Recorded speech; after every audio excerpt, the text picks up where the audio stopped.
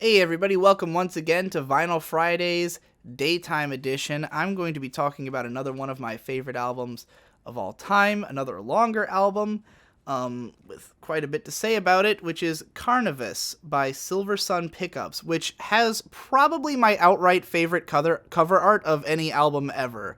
I just love this fucking aesthetic so much. I mean, for a long time, I thought this was a building, but then I look at it, and it's really just a bunch of light streams just flowing.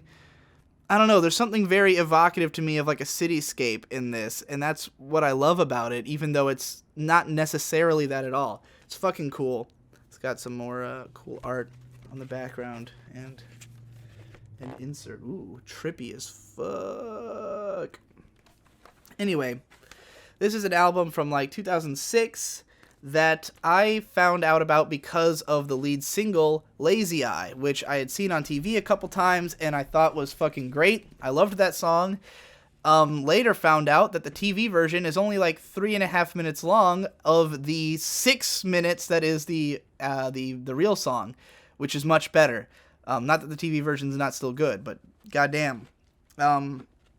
Anyway, this is a longer album. It's sort of a shoegaze alternative rock album. It's the kind of thing that fans of shoegaze don't like to admit is a part of their genre, I guess. Like they sort of see it as like not quite a part of the genre, even though like the fucking influence of Smashing Pumpkins on this is like ridiculously apparent, and My Bloody Valentine.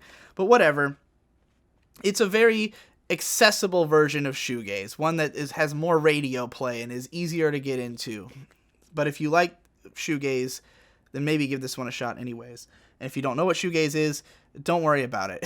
It's a fun rock album. That's what matters. This thing gets off to one of the most killer starts of any album I can think of, because it opens up with the track Melatonin, which is immediately just this gigantic mass of sound. Like, this is not a song I would call heavy or necessarily fast, but it has so much energy. Like, it kicks off, it's got like a fast BPM and just tons of noise. I can't understand how so much sound is produced through just a bass guitar, drums, and keyboard. But it hits you immediately, which is like this.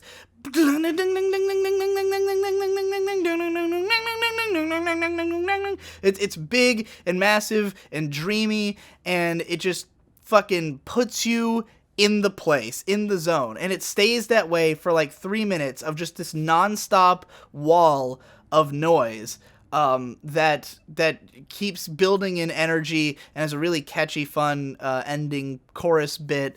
And then that song ends, and then the energy just redoubles, and it goes right into like a killer-ass rock song with these fucking huge, tasty riffs, which is well thought out Twinkles, which is also a single from this album, that like is, I mean, essentially just like an alternative rock song that's almost more along the lines of like Wolfmother or something than even shoegaze, which I guess is why people don't consider this a shoegaze album, because it goes in so many different directions. But like, it's just a big, fat, tasty riff song with really catchy vocals and choruses, super singable, even danceable, you might say. And so it's not until track 3 that the album finally like calms down for a minute with the song Checkered Floor, which is okay. This is one of these albums where it's so long, there's so many tracks that you could honestly, like, you could take or leave a few of them.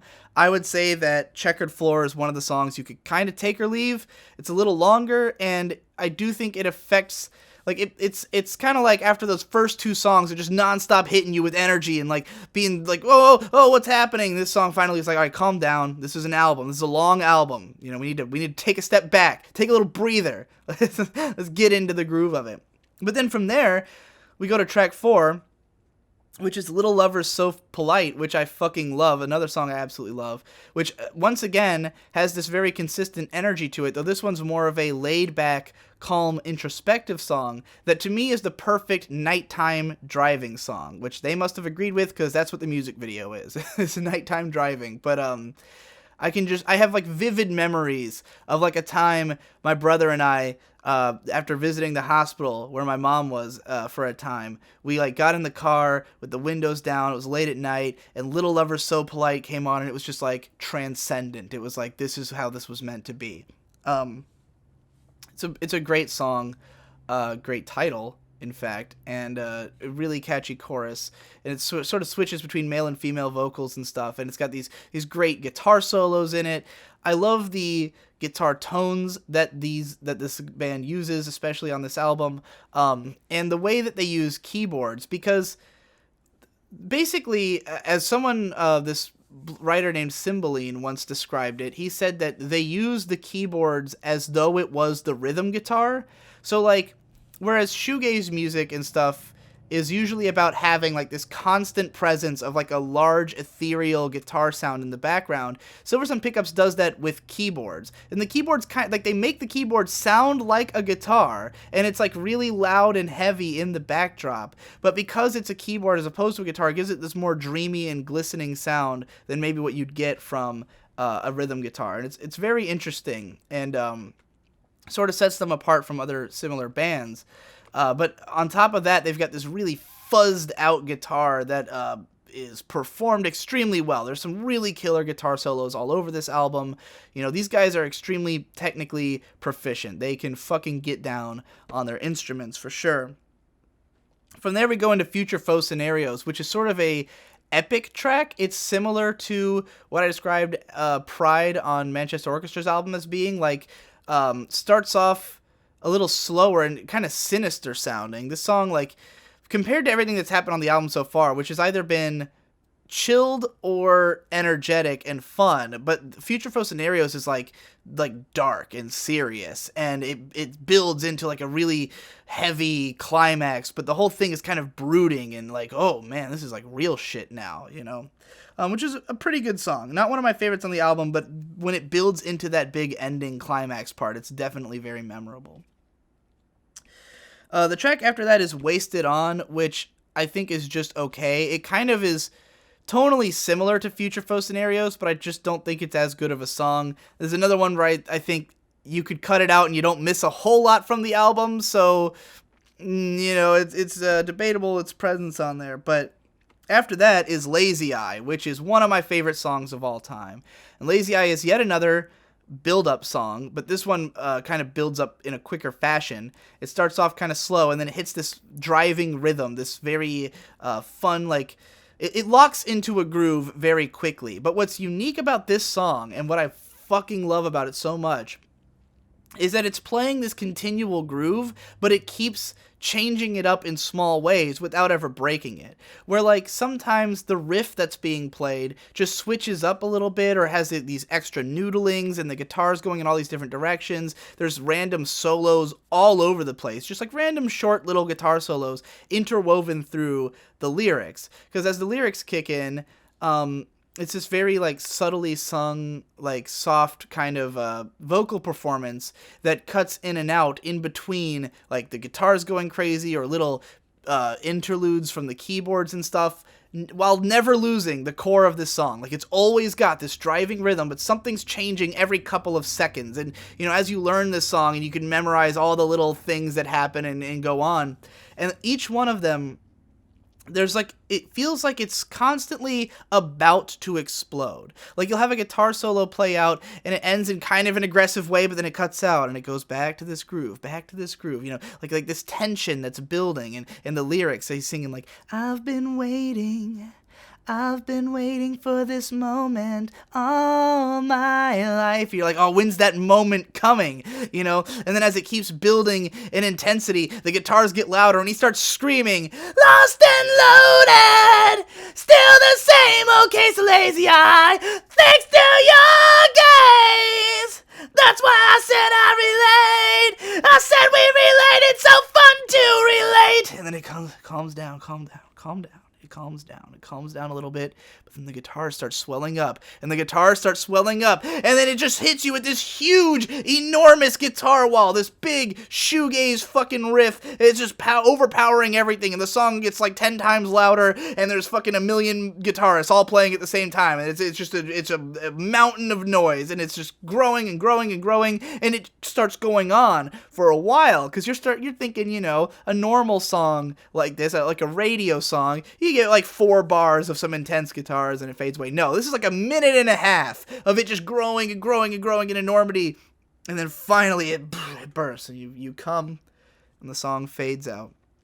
I've been waiting for this moment. You know, a nice little fade away. It's the greatest song. It's one of my favorite songs of all time. And I've never gotten to see them perform it live, but I've heard that they take that midsection and just extend it even longer, and it's like 10 minutes, which sounds fucking epic. So from there we go on to Rusted Wheel, which is another kind of dreamy and sinister song that's maybe a little bit more similar to Future Foe Scenarios, but not quite as dark as that one. Which is a pretty alright song. It's got some interesting lyrics here and there, and vocal delivery, but not one of my favorites on here. Then we get to a really interesting song called Dream at Tempo 119, and this is another one of the like really driving rhythmic ones, kind of similar to Melatonin at the start, except that the tone is darker and God, how would I describe Dream at Tempo 119? It's got this like sort of biting intensity to it. It's almost like a fight scene, like and it keeps building into these cool guitar solo choruses. Like as opposed to just a chorus, it's more of an excuse for these noodling guitar solo-y parts. It's got like kind of a fake out ending that then cuts back in with more of this driving rhythm. I mean, the whole thing's at tempo 119, I guess, and it just keeps that going, and it's got like a yeah, ding ding ding ding ding ding ding ding ding ding ding ding ding ding ding. It's cool. From there we get to 3 Seed, and 3 Seed is probably like the grooviest song on this album. This one's also like, whereas Dream at Tempo 119 feels like a fever dream, 3 Seed also feels like a dream to me, but more of a laid back, nostalgic dream about something that happened to you earlier in life and something. And it's got some interesting evocative sort of lyrics. I should mention that none of the lyrics on this album make any fucking sense. Like, all of them they have some level of being evocative, but most of them are like just totally out there and esoteric and meaningless. So 3 Seed, it's got some interesting evocative nature to it, but I don't know what it's about, and it's just sort of a chilled out groovy song with a little bit of pathos behind it. And then we get to another one of my favorite songs, which is Common Reactor, which is once again sort of about building on a simple beat, but in this case it's just a drum, like just the drum loop that's going throughout the whole song that has these dreamy ethereal guitars hanging over it. And it's interesting because the drums are almost like a hip-hop beat. Like, it's just a very consistent drum loop playing through the whole song. It's kind of that's kind of heavy, but everything happening on top of it is very high register and glistening, and there's almost like no mid-range to it. It's all like this low and high, and it's sort of floaty, but yet because of the way that these guys perform, the guitars still have a lot of bite to them, and there's a lot of grit. And then it all kind of disperses in the chorus, which is this very memorable kind of cutesy almost chorus, but with a dark message behind it, where he's like, let's break the window panes and separate the walls from all the nails, and maybe if we're loud we'll stay alive while everybody wants to join the fight. And it goes on for a while. Long chorus. And it's a really fun and ethereal feeling song that eventually splits off into like the outro is like 2 minutes of devolving into noise and just getting like grittier and noisier, and it's a great way to finish the album, and interestingly is the end of the album according to this LP, although there are versions of this album that have 2 extra songs that I'm not that fond of. I think those songs are a lot more just kind of slow and boring. And this album's already kind of long as it is. I mean, the reason I was describing it as super long is because I'm used to it having those extra 2 tracks, but I kind of removed them anyways from my download of the album or whatever. So I would say forget about those extra 2 songs, and even you could probably skip some of the ones I told you weren't like worth it in this thing. Like it's a long album, so it's kind of an ordeal to get through the entire thing for the first time, to hear all the little nuggets it has to spare, and those are very evenly distributed throughout. Like there's a few weaker songs, but I don't even know which ones you might find weaker, because depending on what energy level you like from these guys, or what kind of sound you would more prefer, maybe you won't care for Well Thought Out Twinkles because it's more of a straight up rock song. Maybe you'll be more into Wasted On, which is more of a calming or sort of contemplative track. It really depends, and so you kind of have to hear the whole thing, but I would say it's worth skipping around. If you hear a track that you're not that into, maybe check out the next one and see what works for you. I mean, Melatonin's a fucking amazing entry point, though. So yeah, it's one of my favorites, even if I think it's a little uneven, because it just has so many of my favorite songs on it, especially Lazy Eye, which is like outright one of my favorite songs of all time. Unfortunately, Silversun Pickups never did anything good after this. There was a couple of good songs on their second album, and then everything after that was total dog shit. And their first EP is good too, though. But yeah, this is by far their best work. So check it out, give it a listen, and let me know what you think.